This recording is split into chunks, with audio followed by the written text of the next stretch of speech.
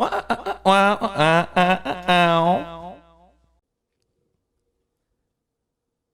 and welcome to our first mini episode of Starting from Scratch.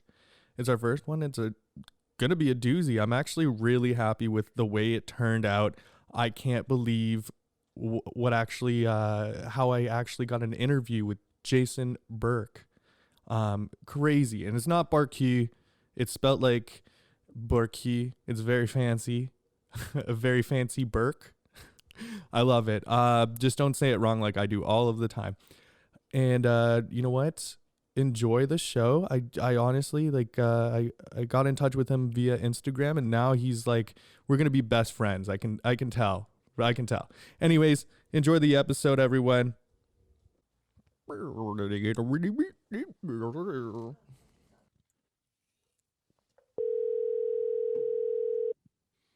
Hey, Daniel. Hey, Jason, how you doing? Good, thanks. Yeah, this is going to be fun. Yeah, I know, man. Thank you for doing this. And again, you know what? Thanks for bearing with me from last week. I just was not feeling up to it. Oh, man, how are you feeling now? Huh? Oh, yeah, was it like the flu or something, and you were sick for a bit, eh?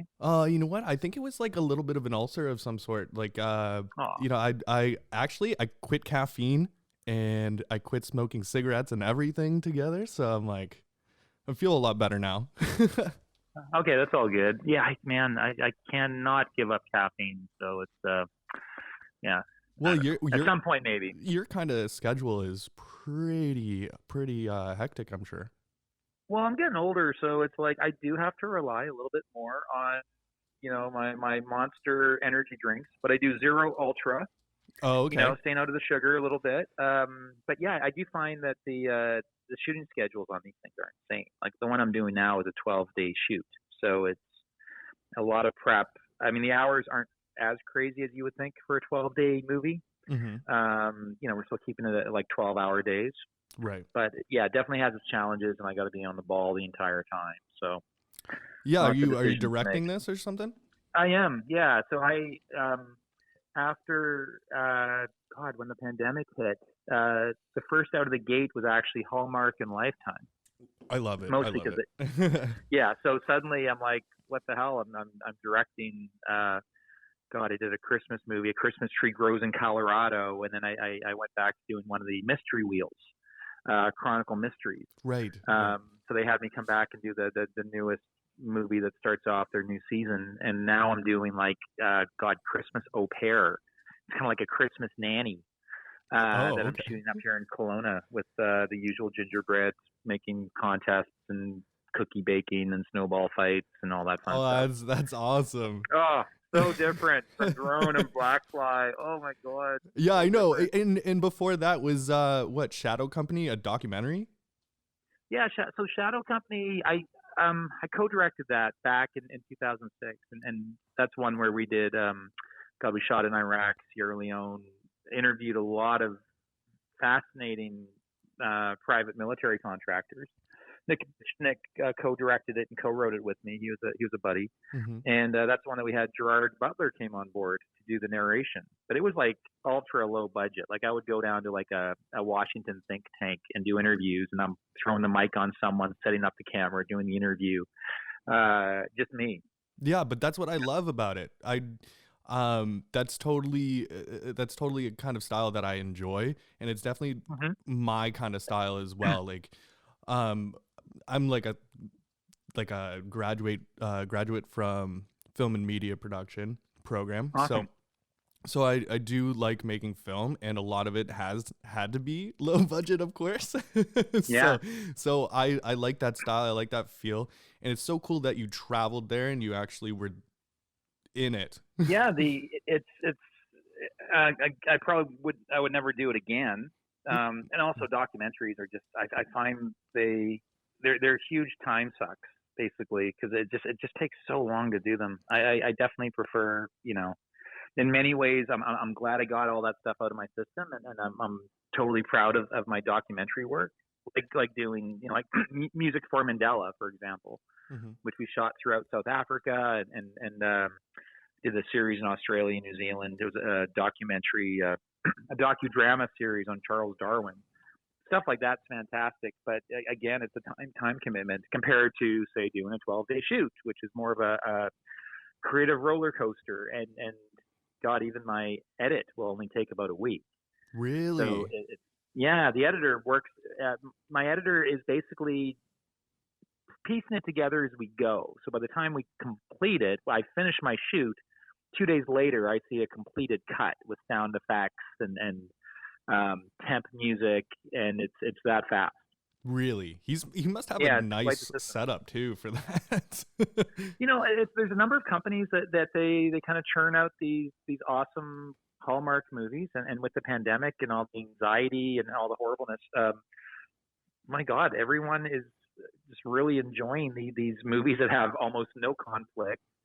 Everything is takes place in a beautiful place. Everyone's getting along. Hallmark has changed their mandate where they finally have opened up with a ton of diversity, which is fantastic as well. Mm-hmm. So I had a gay Jewish fireman and 2 black leads, and because Hallmark for a while was seen as being quite white. Oh yeah. And so with their new CEO in place, it's been awesome. Yeah, so anyway, I've heard some great things about Hallmark recently too. So this is just it's great to hear more great things. And that was actually, you know what, that was one of my questions is like, with this whole pandemic thing, do you think that there's going to be more of the movies that you were just talking about, like the Hallmark 100%. Style, or do you think there's going to be more horror films? No, horror films are definitely on a downhill slide, I think. Really? Okay. I do. Yeah. How do you want to work it? Is this part of do you want to do the official startup? I could talk about so much stuff. You just let me know what. No, man, this is it. This is it, man. This is exactly you're already covering half the things I've wanted to ask you. So you're killing it on your side. Okay, all good. I can do a little startup. I can get you a little music here if you'd like. Get you a little... Yeah, whatever you want to do. However you want to start it, or we can just dive in.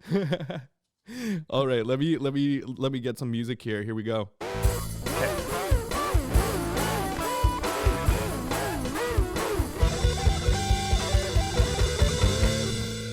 Welcome. This is the beautiful voiced Jason Bourque.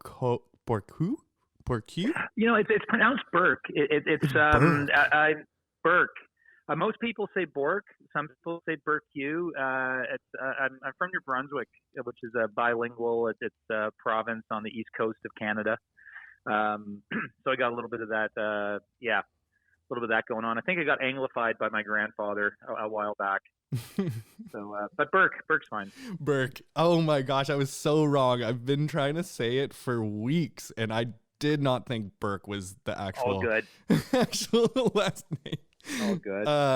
Well, no, I can kind of hear your accent. Like I was born in Burlington, Ontario, but I grew up mainly in Michigan, on the United States. I love Traverse City, Michigan is my favorite film festival of all time. Yeah. Michael Moore's festival. Have you ever been to that? I have not, because I didn't even know that existed. You know what? God. It's the biggest damn secret. They got a theater there that's like I think it's like one of the top 5 places to watch a movie. And Michael Moore puts on the festival, and they flew me in. They had like a wine bottle specifically for the festival that someone had made. And the chocolates and all the gack. They had like for the filmmakers, it's like it's open, throughout the day is a buffet of food and open bar, and it's like, oh my God, I'm in filmmaking heaven at this place. They I loved it. So yeah, Traverse City, Michigan, the best damn film festival I've been to. Okay, so what kind of films is it? Is it documentaries since it's Michael Moore? You know what? That's where I showed Drone. That's really? The movie I made with Sean Bean. So Drone was all about having a theatrical. It's my little indie where we got like this awesome international actor. But I guess Michael Moore had heard about it. We did a release in 10 cities in the U.S. And then I got this call like, hey, do you want to bring it to the Traverse City Film Festival? So it was just an awesome mix. So the filmmakers are all international. The films are all international. And it was just this fantastic time, with a place that I think it's like the best kept secret because Oh it's so yeah. beautiful. And Yeah. I gotta tell you, Drone was fucking phenomenal. Oh, thank you. I didn't actually expect it to go the way that I thought it was. I do not read storylines or watch trailers or anything before a movie. Cannot do it. Oh, thanks. So It literally came out of meeting with a bunch of like-minded writers, and every week we would pitch what we thought were super low-budget ideas, and kind of like a brain trust. And we ended up coming up with like 12 ideas on, okay, this is great. We could shoot this for $20,000 on a week. And this was one of the ideas we hit on. Having this drone pilot. He's in suburbia. He did this drone strike a couple of years ago, and this enigmatic, Pakistani businessman kind of tracks him down, and turns out that again his wife and child died in the drone strike, and through like a WikiLeaks situation, finds out where this guy lives, and lands on his doorstep. And it was just one of those concepts that once we hit on it, it just gained so much momentum, and it was it your so happy we pulled it off. Was it your idea to write it about Middle Eastern man as well? Because I don't know, it seems like you have this you have a kind of a trend for the Middle East. It's I never thought of it. I like the politics of it. It was something that felt like because we're dealing with American foreign policy and drone strikes at the time that we wrote it. Trump actually he ended up allowing the CIA to come up with their own drone program separate from the military. So basically, we were seeing 5 minutes into the future when we came up with it. But a lot of it, to be honest, was just the idea of these two characters butting heads. I think was first and foremost, and the Middle East element kind of came separately. I knew that I'd shot in India before, and India has a ton of production value and awesome crew. So we only shot it in like 18 days. We shot 3 days in India. I had 15 days of shooting the rest of it, and I only had like 12 days with Sean Bean. So we had to shoot it pretty quick. But I was well trained because I come from the indie trenches, and I was happy with the result. Considering that God, it was so low budget. Daniel, that drone itself, we built that in my buddy's living room. We 3D printed Hellfire missiles and used marbles for lenses. So it's less because I couldn't afford the visual effects, and we had to figure out how could we do this at a level that we could sell it globally. And New York Times did a decent review of it. They didn't hate it. We did the 10-city release. So some people expect it's much bigger than it actually is. And even when you saw it, if you did see the trailer, it looks like a bigger, almost action movie when it's very much introspective, very much about dealing with grief. And the majority of it, takes place in one location, kind of like again around this dinner. Again, I love that. I love that idea because being trained in school for sure for me was make it very few locations or make it all in one room, have like some creativity, and that's what I loved about this film is like I'm very much a dialogue person. Oh, good. And I could not believe how much character development there was. The plot actually again didn't go the way I was expecting. It was a whole I didn't see the ending coming. You know what I mean? So awesome. So that's I'm so happy that how did Michael Moore find you? That's insane. I think it was some of the reviews. So when we released it, we ended up going through a distributor in the U.S. and once the reviews came out, I think that's how we found it. So it's just one of those things. We weren't expecting to do, and this is tough for me as a filmmaker. Based on the completed film, they decided they wanted to do straight theatrical at the same time, do the they hit all the various platforms, and after that, you kind of sell it to Netflix. There's all these various ways to distribute. Right. And the one they came up with, again, didn't allow for me to do the festival circuit, which I would have loved to have done, because I love talking to audiences and taking questions and having the filmmaker experience. And yeah, so I was just really happy that at least I had the opportunity to have a U.S. release. Aside from the 10 cities theatrically, we had this one film festival where I could talk about it and take questions and talk about the process of making this ultimately a very much a character piece.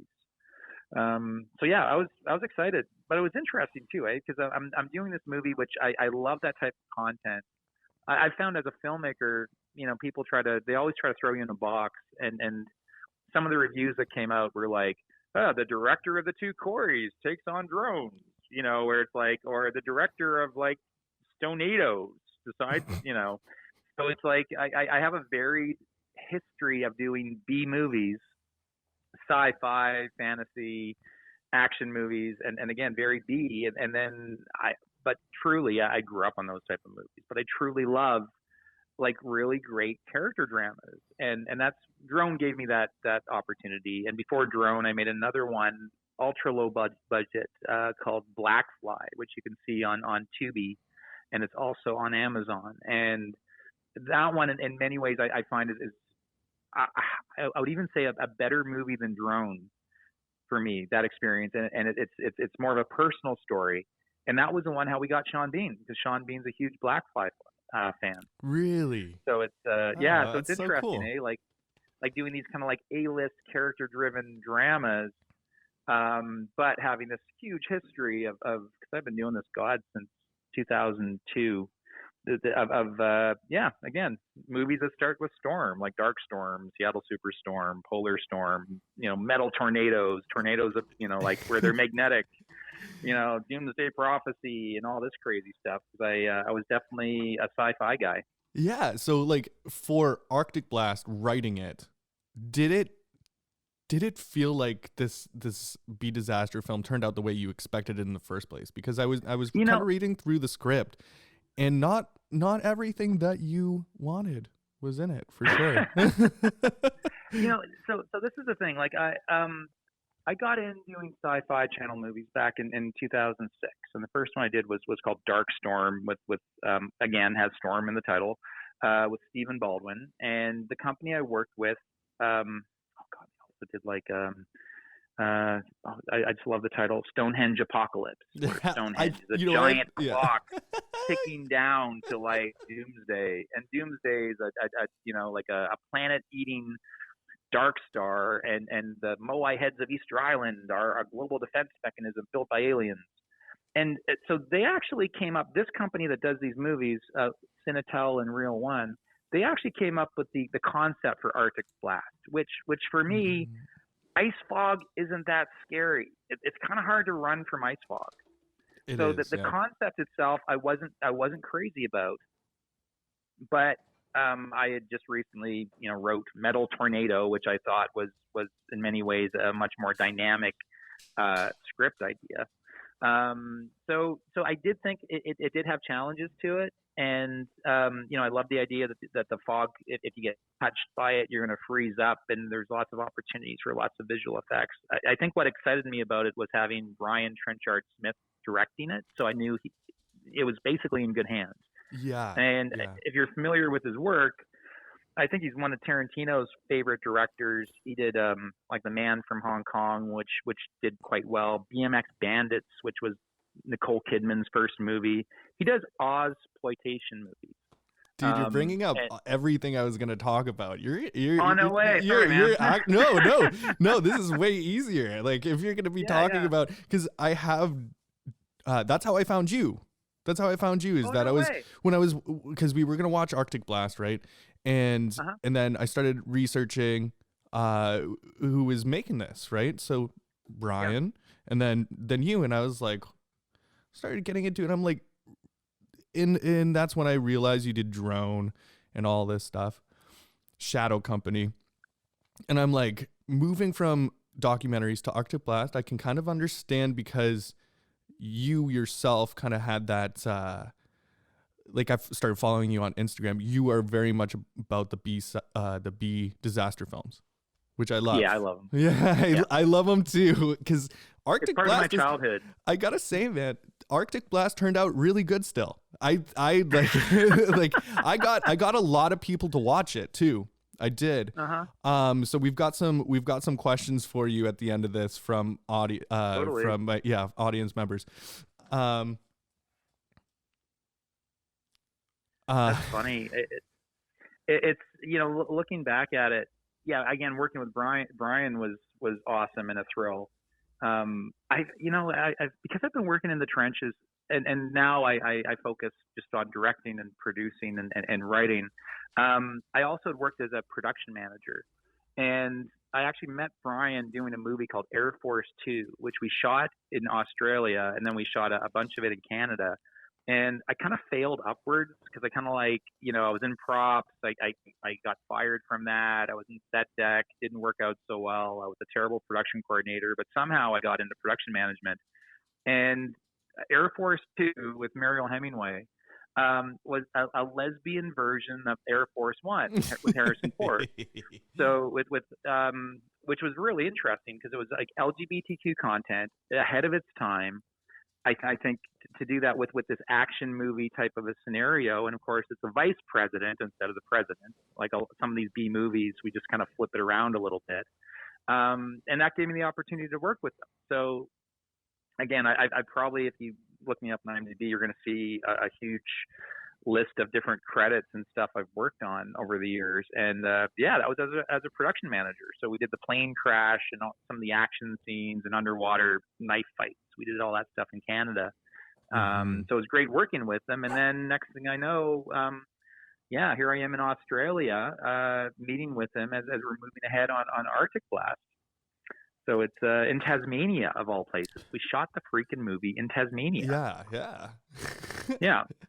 And how did you get Brian? So he was already attached. So he's done a lot of these types. Okay. Yeah. So things along those type of lines. I mean, that's me again as kind of like they come up with the idea, and at the time with a lot of these movies, I would get hired then to write the script, and sometimes it's an interesting process. Like sometimes they come up with a title. I do a list of like log lines. They pick the best log line based on the concept. I've even been given like a poster. It's like two planes, they're about to crash. It's called Collision Course, and go. And then I come up with the concept on how to pull this off. And usually, I admit I was doing quite a few of these, and I would usually say like, well, shit, I got to go back to my bag of tricks and pull out yet another solar flare. So, when we're doing Collision Course, my pitch is like, oh, how about we have a plane that gets hit by a solar flare that knocks out most of North America? All the airports are down, electrocutes the pilots, but the plane is still flying. And, did they think a terrorist was on board who set off an EMP? So, something like this one, they came up with the title, Arctic Blast. They knew what they were doing. Brian Trenchard Smith is one of these directors they can attach. And then it's up to me to do like a log line. And then if they like it, I flesh it out into like a 1 page. And then from the 1 page, I can write like a 10-page treatment. And they oversee the whole process because it's all based very much on sales. Brian Trenchard Smith can deliver it. Michael Shanks happens to sell well in Australia or New Zealand. And they can come up with an estimate based on this guy from Stargate that's syndicated. They can come up with this estimate as to how much it's worth. So it's all about international sales. So it's there are almost like it's like a calculation. It's an equation. Yeah. In some ways with these type of B movies, and ultimately also is Sci-Fi Channel. And at the time, Sci-Fi Channel had a slot for these type of family disaster movies. So that was a big sale. Man, you're blowing my mind here. Hey, I'm like, you know what? Have me back on your show again. I could talk about this stuff forever. It just lays out, distribution. I love the creative elements. I've done my own work, and again, with this type of stuff, it's very much like a gun for hire. Yeah. Well, you want to know what I would love to, if you would want to come back on the show, what I would really love would be if you were to co-host an episode with us about a film of some sort, because you totally. actually know the production side of it a lot better than I do. I haven't been on many productions at all. I wish I was on plenty more. But it's also harder for me right now to get into that stuff for some reason. Not a big deal. Cool. But yeah, man, I would totally like that if you're on board. Heck yes. Yeah. Yeah, keep me posted. Usually my weekends are free. I mean, what I like to do now, because I've been at this for a while, so I'm always developing something. I find that the older I get, admittedly, because of working in the indie trenches, the hustle never stops. I'm always developing indie filmmaking. I think there's different takes on it. I mean, the pandemic's hit indie filmmaking pretty hard, and as I mentioned, like Hallmark and Lifetime were out of the start gates very quickly. Netflix has the money in order to have like great pandemic policies in place, much like HBO Max and a lot of the streamers. They got a lot of money for this stuff. But indie filmmaking is a different ballgame, and the focus now I find is a little bit more on series than actual, than pulling off that low budget indie that you're going to hope is going to kick ass at festivals. So, right. It's very true. I feel like right now it's kind of just totally spamming everyone with just content at this point. Yeah. Because of the pandemic. And I see that, and I understand the series part, but also I don't know if, like, because I'm always developing things. Like, I'm writing all the time. Yeah. So I also question myself often enough saying, would this sell better as a series instead of a short film or a feature film? It feels to me like the golden ticket, I think, right now for writers is to have, this is where the sweat equity comes into it. And I've always been about sweat equity, is if you have a really good series Bible that lays out all your episodes and it's expandable, because producers ultimately are driven by money. And if they know that they can get, per episode, they're making their $50,000 or $80,000 and it's stretched out over a few seasons, they're just going to make a lot more money than they will doing a one-off. So that's part of it. So if you have your series Bible and you have not just one pilot, I would say having a pilot episode written, and sometimes even the second episode, because usually the pilot sets it up, and the second episode, that's where, you really get into the story and sometimes what makes it tick. But I think that's a pretty good bet. And then if any writers actually want to break in completely into the industry, honestly, it's like write a Hallmark movie or a Lifetime. Like those, the quality of the scripts with those that I usually read aren't great. They're usually first-time writers, but they again, they got the script done. If a production company likes it, it's usually someone like myself as a director who's going to do a polish on that to take it into production, and they're going to look awesome. Because I've had about over, I think, 30 produced scripts now, and I've worked as a script doctor, and again, when I'm handed a script that's not great, I always want to elevate it, so I always make it as good as it can be. I honestly feel that. So I do feel that that's the big thing. If anyone who wants to break in, series is awesome. That's the golden ticket. But I would say write a Hallmark movie or write a Lifetime movie, and that's a great way to get a writing career started. Perfect. Separate from an indie. Always keep your indie in your back pocket. Oh yeah. Yeah. I've got a couple. Your dream project. Yeah. Oops. Sorry, I was FaceTiming you there accidentally. But for the audience, because I heard you use a lot of terminology that I know. Oh, sure, yeah. But for the audience, if anyone listens, what is a Bible for any kind of series? So when a writer is doing a pitch, and this could be a pitch to a production company, it could be a pitch to a broadcaster, the Bible lays out the characters that are going to be in the series, lays out basically an outline of the first season. And it could be a paragraph, and it's only a paragraph, basically a paragraph on each episode. And you also have a creative statement is usually part of that. The tone, you can have one page on, say, tone and style, where you can drop references. And usually the Bible itself, You can look these up. Like Stranger Things, for example, that Bible was very much using photos or stills from a lot of 80s movies, from like the Joe Dante Explorers and E.T. type stuff and Gremlins and very much influenced by 80s. So they would drop in those stills from those movies.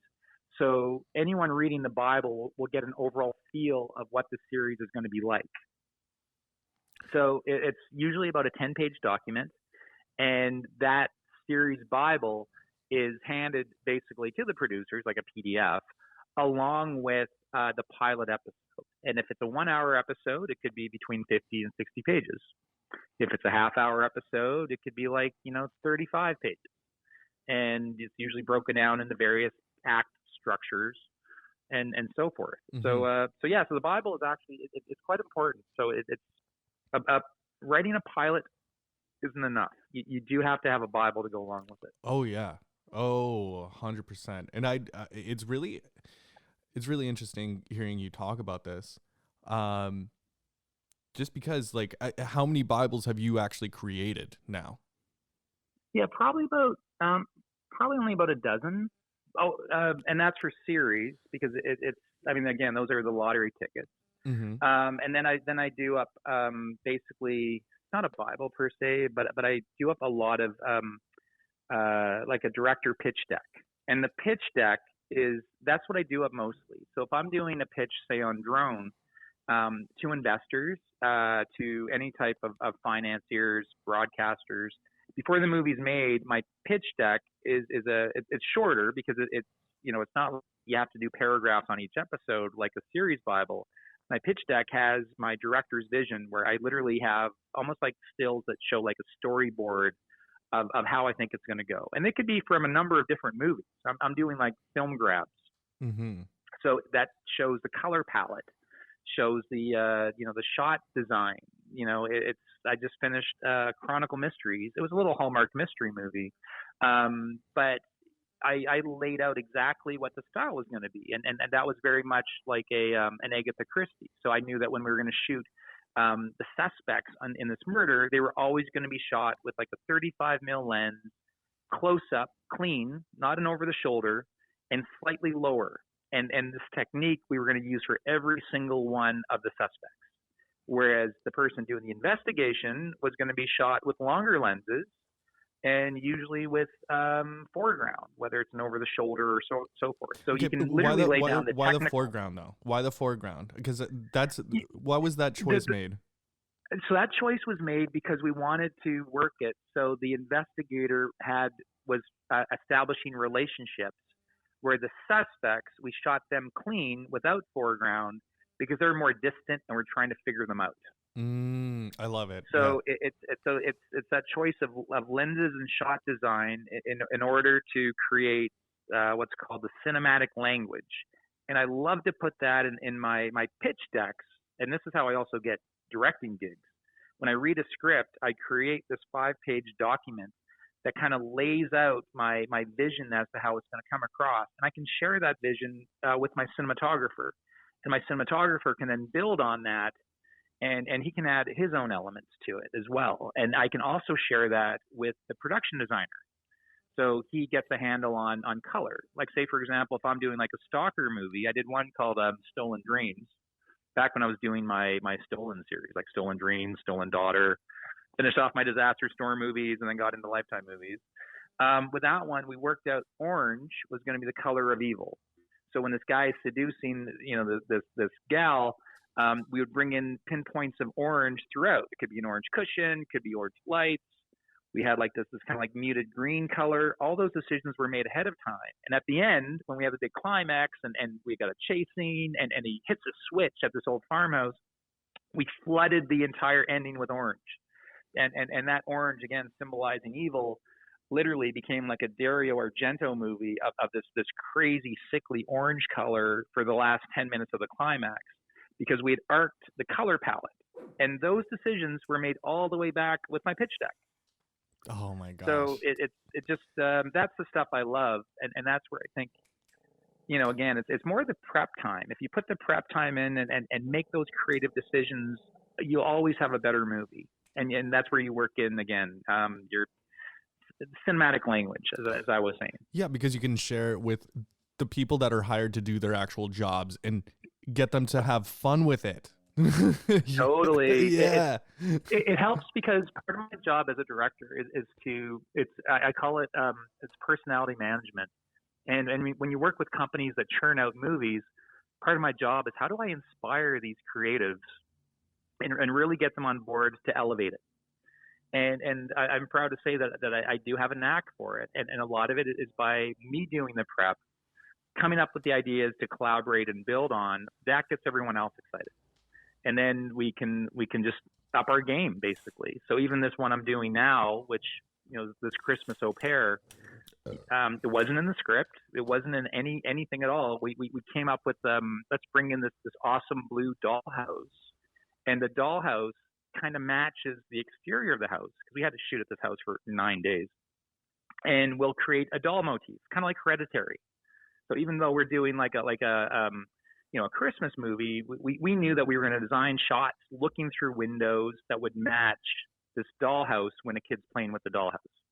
So it's, again, it's not in the script per se, but it's just a really nice creative way of working in transitions, because as a director, I think really awesome transitions, it's a great way to show off.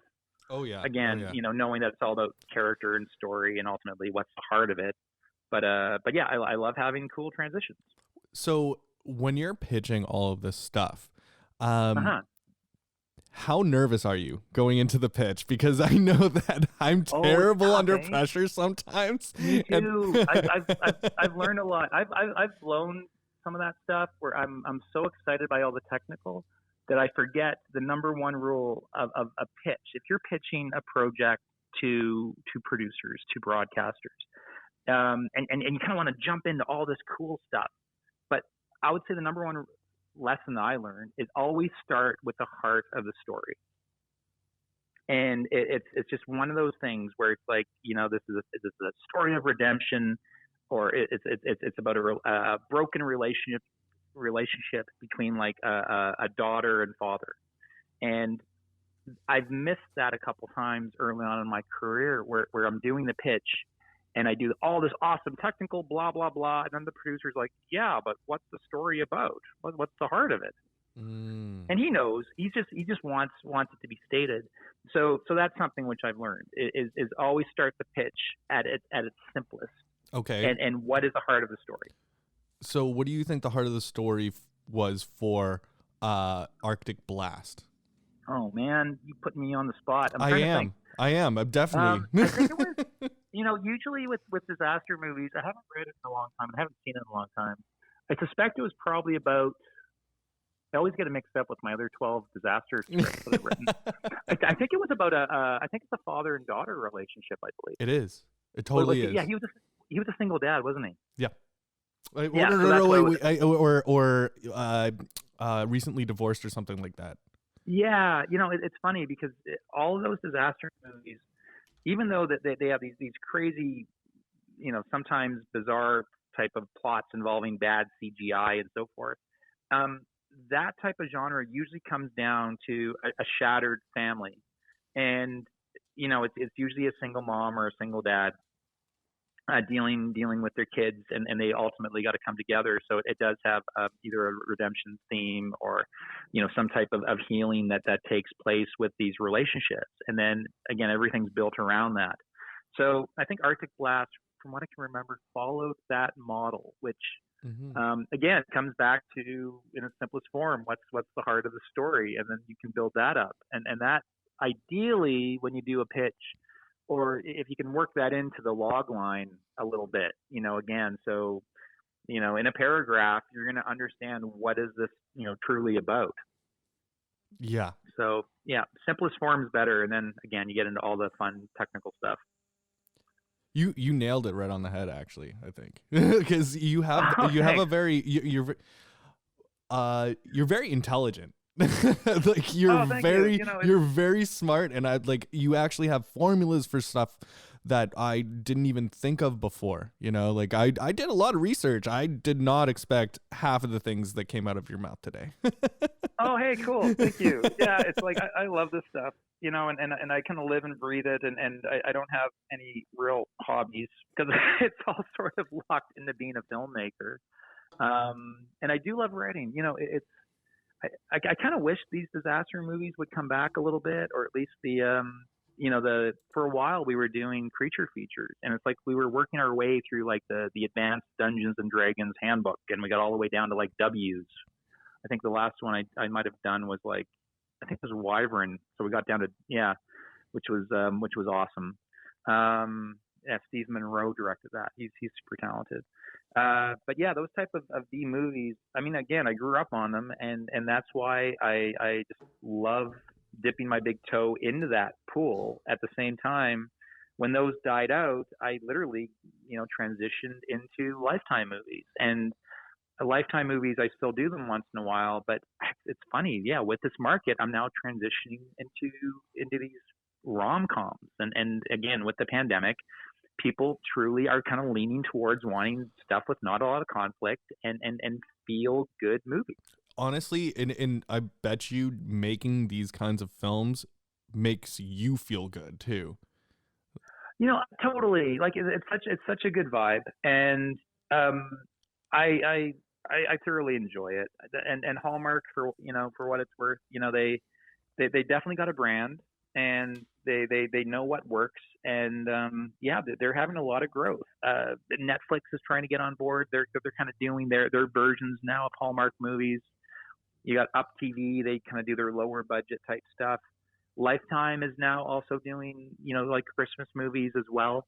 So I think they all want a piece of the Hallmark pie, because that formula, which, my God, it's such a formula. Like they all seem so similar in structure, with just a little creative spin on it.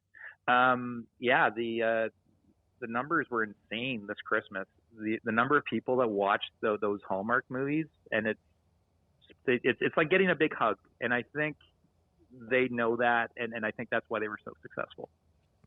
Okay, so that's amazing. Before we move on to the questions from our audience, I was thinking that Hallmark movies, like,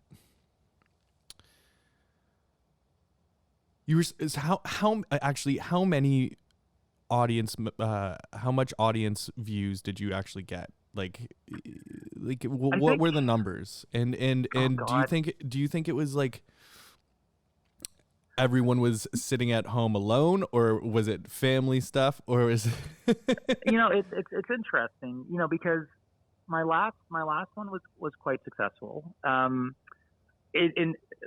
it depends how you view success. So it was A Christmas Tree Grows in Colorado, and Vanity Fair chose it as one of their top Christmas movies of 2020, which I was totally stoked by, because you know, Hallmark literally can make 75 Hallmark movies in 1 year. So the number is quite high. So because of the diversity, because of some of the more subtle plot points, dealing with social media, and we just had really awesome actors. I think it did really well from that end critically, but it didn't do as well with the numbers, because they played it on it was like a Monday or a Tuesday night. So I think it was could have been about 5 million views. That's a huge win. That's a huge win. Yeah, man. I think it was 5. So, but what's interesting about it, and this is the thing, like when I made, like, say, Drone, for example, or Black Fly, God, I mean, Black Fly, which I'm most proud of, God, it was so hard to get people to see it. So that's the thing, you do a Hallmark movie, and you're hitting this huge demographic, and you have so many eyes on your work. But if you do those indie thrillers, which you could be in some ways more proud of, because it's their passion pieces. Yeah, it's like you may not get as many hits. Oh, yeah. God, I know. That's the trick. There's so much content out there. And I do enjoy the fact that when you do a Hallmark movie, again, you can have such a huge audience view it, and there's a lot of love for those movies, so they usually have a much better rating. You know, Drone was very decisive, so Drone's always sat about 5.3 on IMDb. Some people love it, some people hate it. Yeah, And the Hallmark. The people that hate it are mainstream bitches. Basic, you know. It's interesting though, eh? Like it's and also maybe they expected more of an action movie and something character driven with more, you know, with a slower pace, more of a reveal. Doesn't sit with people right now, especially younger audiences. That again, they, you know, some of them just want stuff to happen so much quicker. So yeah. So anyway, so that's all quite interesting. So I don't mind at all if I got to do Hallmark movies for the next, you know, few years as I'm developing my next one, because the indie features, they take so long. I mean, Drone took about 3 years. Blackfly, get this, I wrote Blackfly back in 1998, and I finally made it in 2014, and then it finally came out in the States, in 2018. Okay, so how many times did you rewrite it then? You know, I now this is interesting because as from a writing perspective, I went to the Vancouver Film School, and you know, I had this great instructor who told me, write what you know, and I think that's awesome advice. And I grew up next to a serial killer in New Brunswick, and this is going to sound like a Coen Brothers movie, but he shotgunned a couple neighbors. A local kid helped dispose of the bodies in garbage bags. We had a killer in the midst of my community, and that was the heart of it. So when I wrote the script, Write What You Know, back in 1998, I didn't understand as much about structure, and I didn't understand as much about everything that we're discussing, the technical about writing, but there's a purity to it. So when I finally made it, the script itself hadn't changed all that much.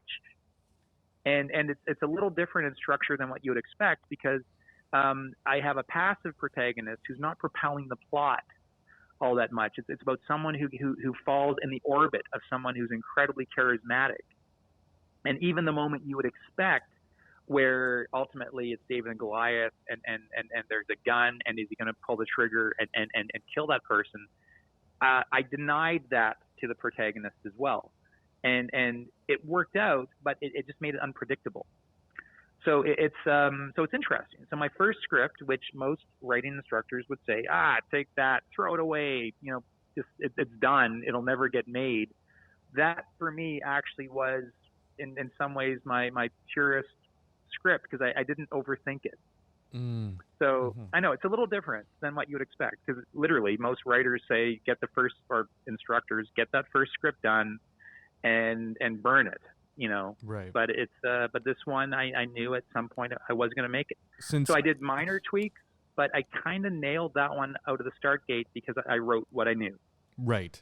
And then, so with this passion project and this script that you had been sitting on and nailed it pretty much. Yeah. For that amount of time, do you think this is like the movie that actually,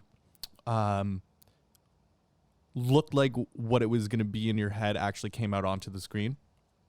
Now, interestingly, I've matured a lot. So if I had made it back in 1998 when I was in like, you know, early 20s, it was also, it was a time of Tarantino, and there was a glorification of violence. When I finally made it in 2014, I focused instead on aftermath. And a lot of the violence was off screen, but but it was a ripple effects and how emotionally the act of the violence, how that resonated. So I focused on, say, like, instead of having like a big horrific gunfight inside a farmhouse, I played it from the perspective of the kid outside hearing the gunshots and then walking in and seeing the aftermath. And I did that throughout, which in some ways left a shitload up to the imagination.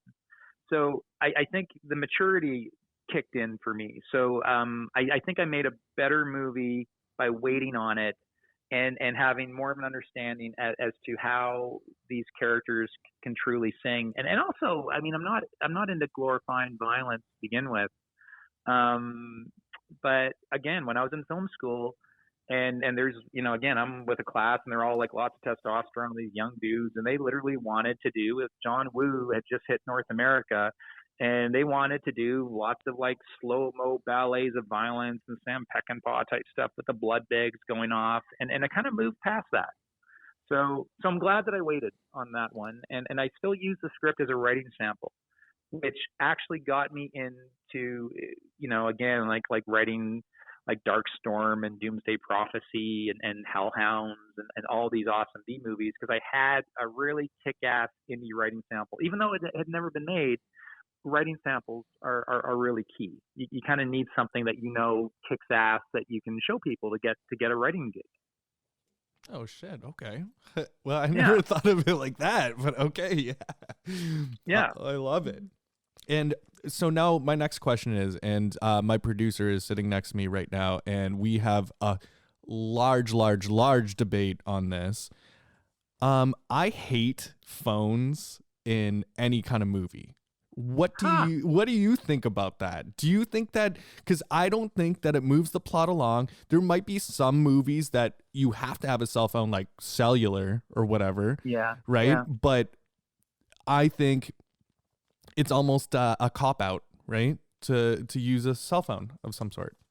Interesting. I always look at ways of having face-to-face conversations whenever I can. And I'm a lot of the scripts that I'm given, they have a ton of phone calls. I'm hitting that now with this one I'm currently directing. There's a few too many, and you can. I've never done the split screen, which looks super cheesy when two people are having a phone conversation.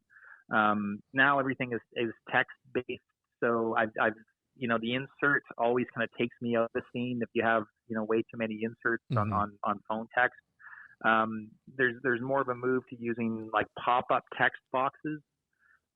Like what Sherlock was good at doing that, and using more graphics to show what's on the phone, and it becomes part of the frame in the negative space. You can drop in like a text box opening up with a message. So those have helped a little bit, but I'm with you. I'm not a huge fan of phones, but this we now depend on them even more. So. But the script on that you're working on right now, did you write it personally? No, it's another one which I think it's a newbie writer. She has a lot of talent. Probably young, right? Yeah, very much. Very much young. Yeah, so that's part of it. Writers that like myself, you hit on it instinctually. I usually don't write a lot of scenes involving phones. A lot of the younger writers always do. Yeah, it's a weird phenomenon. Like I just don't. It kind of grosses me out whenever I see it. Like, yeah, it's interesting. It's definitely generational, and that's why again, a lot of these newer scripts that I'm reading by younger writers, they have a lot more texting, a lot more graphics are popping up, and it's less face-to-face conversations in some ways. And again, I still look at how those scenes can be more dynamic. And when I do my polish on a script, if I'm given a script, I'm very hard on it. I also write up like a script report on all my suggestions that are going to make it a whole lot more dynamic. And give you an example, I don't want to have 3 scenes of people just sitting and talking. I would rather do a walk and talk. I would rather write in the business, they can be doing that's more in keeping with, propelling it along, whether someone's setting the table or doing the dishes, or they're, again, walking rather than, just character development, any kind of plot, just like you said, propelling the plot and the storyline to just move further. You got to keep it moving, and that's where phone calls sometimes can be deadly. So it's it's interesting. It's funny that you picked up on that. Yeah, you know what? Okay, like again, I like how you said it's kind of risky using a cell phone, right? It could again totally halt that movie, but like in phone booth or whatever, that actually, like, that makes sense to me. Like, you can't leave this phone. You're gonna die. So your family's gonna die. Yeah, that works. Like we did. It's interesting. So I have a movie that I'm producing, and it's going to be coming out pretty soon. We're kind of waiting for festivals to get going again. Okay. And it's called When Time Got Louder. It's LGBTQ content. Connie Kokia, the writer director. It's a very personal story of her coming out while she's dealing with her brother who's on the spectrum. and we needed character bait in order to get a name actor, and we decided to have a scene. Connie wrote it up, in which it's in a hospital, and we have our lead actor, and she's having a phone call, and it's a breakdown because she had she had a breakup before she showed up at the hospital where her brother has had some sort of altercation, and it became the ultimate character bait, or I would say marquee bait, in the sense that it was almost like a monologue. We never cut to the other side of the conversation, but it allowed this actor to go through a whole gamut of emotions as she's talking about what she's going through. And that's what got us Willow Shields. I honestly believe that. And Willow Shields is from Hunger Games, and she played Primrose. And having a story that begins, this has to do with also ego with a lot of actors, having a story that has this really awesome scene that can show off kick-ass emotion, and whoever is reading that could be like, yes, this is going to win me an award. This is awesome. Having that type of hook at the beginning of a script really does well. And we did that with again, like only having a one-sided phone call where she really got to chew it up and have an incredible time and show her talent off, Willow Shields. So anyway, it was just a little tip. I think anyone that's writing scripts should be thinking of that hook. Within that first 10 pages, how can they make it so that a name actor is going to read it and say, yes, I want to play this role? And again, we happen to do it with a phone call. Yeah. I am okay with that, though. You're right. Like, as long as they can actually, bring the emotion, they can actually drive the plot along. Yeah. Acting is... was it acting is a whole nother thing in itself. It is just, there's so much character development in one actor or actress. They can bring so much to the table. I don't know. Did you watch Saturday Night Live last night? No, I didn't get the chance. I was, funny enough, shot listing for my shoot on Monday. What do you think about Pete Davidson? Yeah, super talented. Hi, what you thinking? I just think he's actually like he's like frontlining all of SNL right now. I don't know how he's made a move in the past year. He's really interesting. I could see him doing some pretty. I know he's a comedic actor, but I could see him doing a lot more drama. Did you watch the movie he made with Judd Apatow, the King of Staten Island?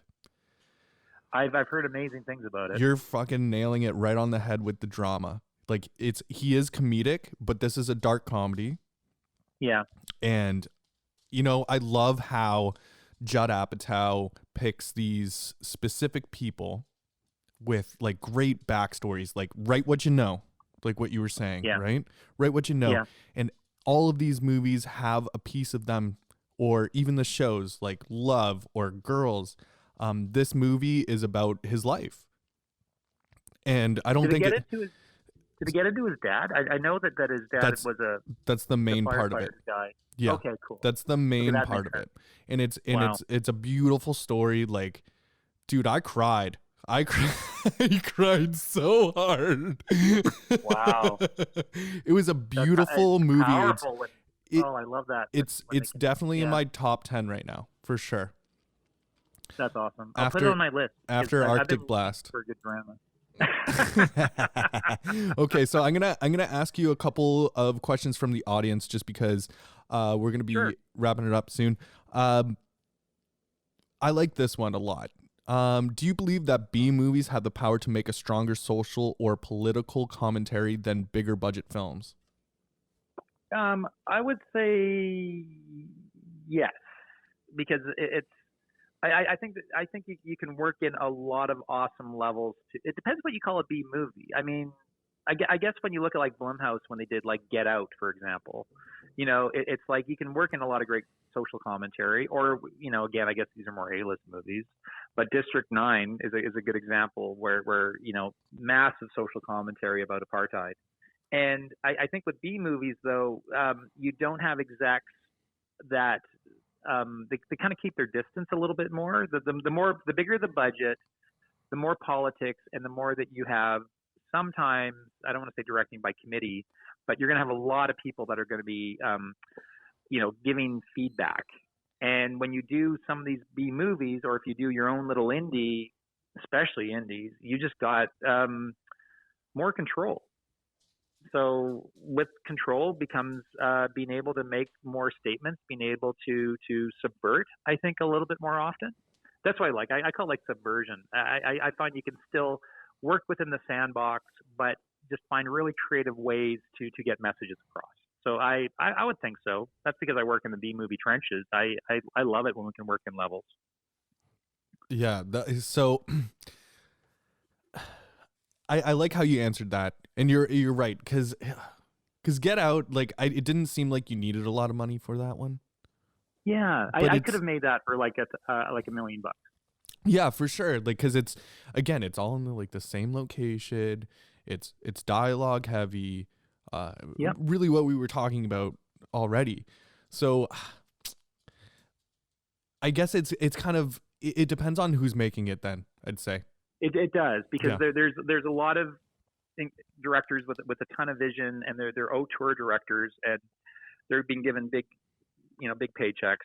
And they're also being given lots of money to get it across. And with those movies becomes a shitload more P&A, like prints and ads is being spent. So it does get the message out a little more. So I don't know. I guess that's the other side to it. At least if it's social commentary and it's with a bigger budget, it is easier to get the message out. Yeah. So it's a complicated one.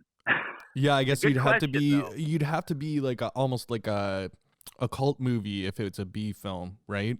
For it to actually get the message across. The B movies, like I said, again, the stuff we've been talking about, a lot of them do have. Again, it can be a challenge to get it out. Oh, for sure. Yeah. And okay, so now this question's a little bit more open, and what do you think about there not being many original movie stories anymore, and all the reboots that are happening right now? I guess they're kind of asking, I guess there is a handful of stories that you can only have, right? Totally. But it's how you tell it, of course.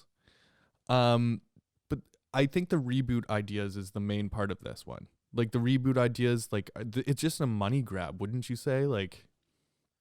Yeah, it's funny with the reboots, and certain things become trendy, much like Stranger Things and making movies in the 80s, that are based in the 80s, especially because then we don't have the cell phone issue, which totally helps in a lot of ways doing period pieces.